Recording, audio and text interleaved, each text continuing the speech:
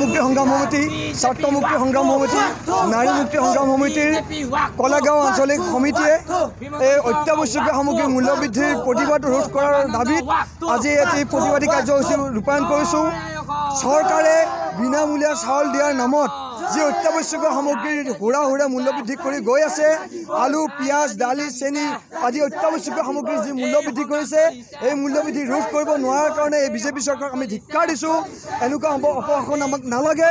পৰিৱৰ্তনৰ শ্লোগান দিয়াই বিজেপি চৰকাৰৰ পৰা আমি পৰিত্ৰাণ বিচাৰিছোঁ। আমাক এই নৰক যন্ত্ৰণাৰ পৰা পৰিত্ৰাণ দিব লাগে। আজি আমাৰ লগত আইসকল ওলাই আহিছে এইবাবেই যে তেওঁলোকে মাতৃসকলে খালী ভাত খাব পাৰিব, কিন্তু তেওঁলোকৰ সন্তানক তেওঁলোকে নিমখ ভাত খুৱাব নোৱাৰিব।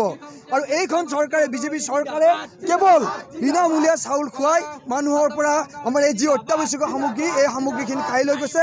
তাৰ প্ৰতিবাদত আজি আমি এই কাৰ্যসূচী ৰূপায়ণ কৰিছোঁ। আজি সমগ্ৰ অসমত আজি মূল্যবৃদ্ধিৰ প্ৰতিবাদত কৃষক মুক্তি সংগ্ৰাম সমিতি, ছাত্ৰ মুক্তি সংগ্ৰাম সমিতি, নাৰী মুক্তি সংগ্ৰাম সমিতিয়ে প্ৰতিবাদী কাৰ্যসূচী ৰূপায়ণ কৰিছে। আমি এই কাৰ্যসূচীৰ জৰিয়তে সৰ্বানন্দ সোণোৱাল, যোগান বিভাগ, বিত্তমন্ত্ৰী হিমন্ত বিশ্ব শৰ্মাক সুকীয়া নিয়োগ প্ৰদান কৰিছোঁ। যদি তেওঁলোকে অতি শীঘ্ৰে বস্তুৰ মূল্যবৃদ্ধি ৰোধ নকৰে, তেনেহ'লে কিন্তু অসমৰ জনতাই গণতান্ত্ৰিকভাৱে জংঘী কাৰ্যসূচী ল'বলৈ বাধ্য হ'ব।